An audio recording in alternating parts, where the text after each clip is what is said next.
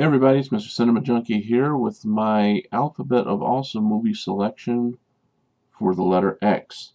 Now, I was originally not going to do a selection because usually when I do these presentations, I like to have the movie in hand, own the movie. But my good friend Mr. Matty McHattie pointed out that he's done reviews for movies he doesn't own, and I just guess I got used to pulling movies off the shelf and saying, yeah, this is my awesome movie. So I had to sit and think about it for a while because there's some really obvious choices for the letter X, and at the same time, a very limited selection for the letter X. I'm not even going to talk about some of the more obvious ones. And it's kind of a rib and a little bit of a gaffe, I guess, a little joke. I was going to select Xanadu, which I did own the soundtrack to, and when I was younger thought it was a good movie. As I got older, my senses developed to where I could pick good from bad, and let's just say it's a bad movie with a good soundtrack. But I'm not going to go there. But there was about 6 or 7 choices of the movies I had actually seen that started with the letter X.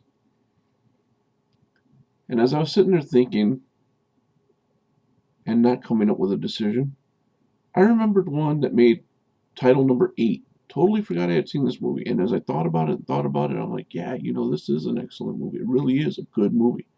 And anyone who hasn't seen it, I highly recommend it. Let me say that first. But it reminded me of a simpler time of being home and hanging out, and watching Saturday afternoon monster movies on TV. The title I've selected is Roger Corman's classic X, The Man with the X-Ray Eyes. It's the story of a professor who is actually named James Xavier. He's not Charles Xavier's brother. Bad joke, I know. But he's played by Ray Milland, and the performance is gripping enough to keep your attention throughout the movie. It really is a strong performance. It's a great movie. I know Roger Corman is known for very campy movies. We're talking about the man who's brought us Sharktopus, for goodness sake. But this was a really gripping sci-fi flick, and I'm not much into sci-fi, but this one was just really powerful. He's experimenting with a deal that enhances vision. Excuse me. And his funding gets cut, so he starts experimenting on himself. As he does that, he starts to realize that his vision can see past the realm of colors, like ultraviolet. He can see past that, and it gives him X-ray vision. At first, he has a little bit of fun with it. He can do things like go to parties, and I remember being a kid, being that young. It was kind of like, man, I wish I had that, because he would go to parties and he could see through people's clothes. He was checking out the girls and stuff, and I was like, who wouldn't want that ability, right? But he keeps taking this treatment, and the more he does it, the more he can see through things. He can start seeing like skeletons. He can see the inner workings of the human body.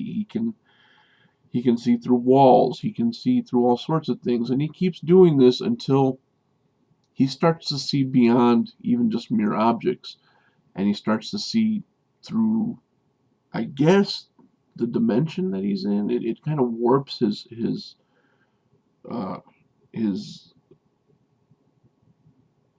vision on reality. Basically, the thread of reality just becomes completely. He sees through that as well. And I remember there were a couple of scenes that really stuck out. Sadly, one of those scenes is the very end, which I thought was a very chilling, very gripping ending, but I don't want to give it away because it's kind of a spoiler. But there was another scene where he's hiding out in, I believe, in his apartment, or in an apartment, and the police are after him because he accidentally killed a colleague of his. And he looks up, and he can see through the ceiling, through the sky, and just seeing and seeing, going and seeing, and to the very center of the universe. To which I remember he just kind of like he screams, like just like he can't believe what he's seeing. And at some point when he's trying to make his escape, he's looking out. I remember he's looking out the window of a car, and he can see through the buildings and the girders, and it's a very strange but very very cool scene.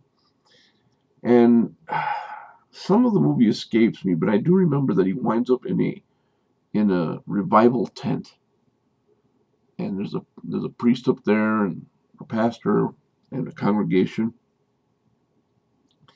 and he starts telling them what he's seen. He talks about this vision that he's had of this I guess this all-seeing being in the center of the universe that's watching all of us, and he's actually seen it.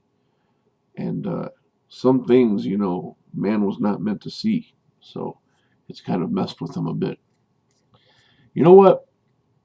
Right now, I'm going to say, if you don't want the ending spoiled, because there is something I wanted to bring up about it, jog this bar forward about 2 or 3 minutes.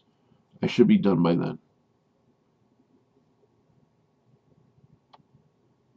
Okay. In the ending of the movie, the pastors and the congregation they're coaxing him they read the verse of the Bible that says, if your eye offends you, pluck it out.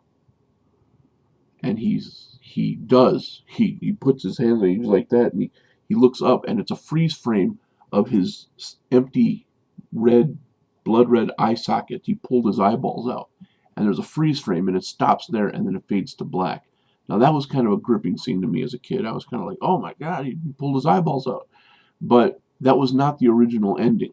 The original ending was actually him pulling his eyeballs out and still in a confused state saying, I can still see, which was saying that he's developed his sight past the need for just having eyeballs. He doesn't need the eyeballs to see anymore. He's evolved now. But I think that the ending we got was brought on by studio execs saying they wanted it to be reshot, where he just pulls his eyes out and it ends there, because basically dealing with what I had said before, that there are some things man was not meant to see.